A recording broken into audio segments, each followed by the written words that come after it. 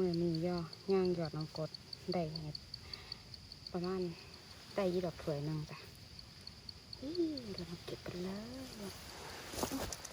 นี่นะมันก็ไม่โฟกัส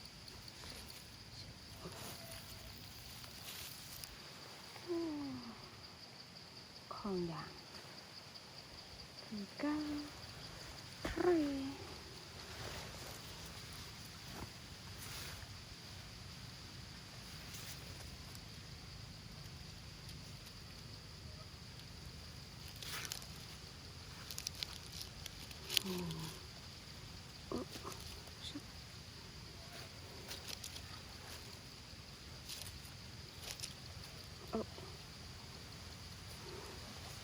หมุนซาล่ะอึ๊บล่มก็ล่มกรีดยางไว้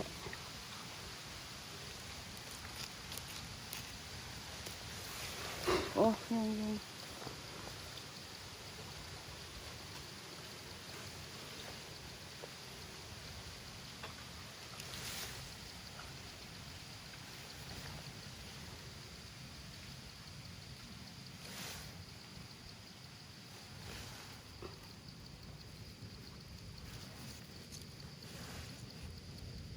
โอ้โอ้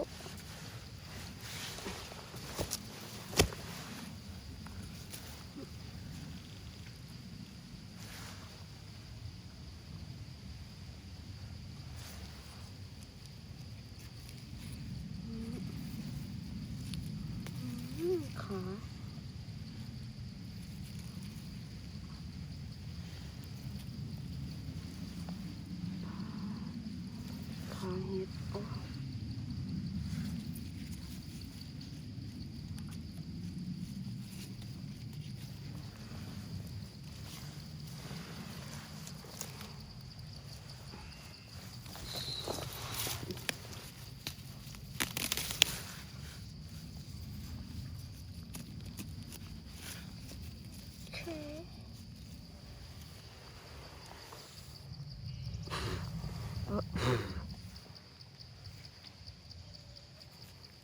โอเคค่ะทุกคนขออนุญาตไปยางเก็บเห็ดก่อนว่ามันจะมีอีกบ่นี่เอาไปเติมกันเห็ดปวกในสวนยางจ้าตอนนี้ลม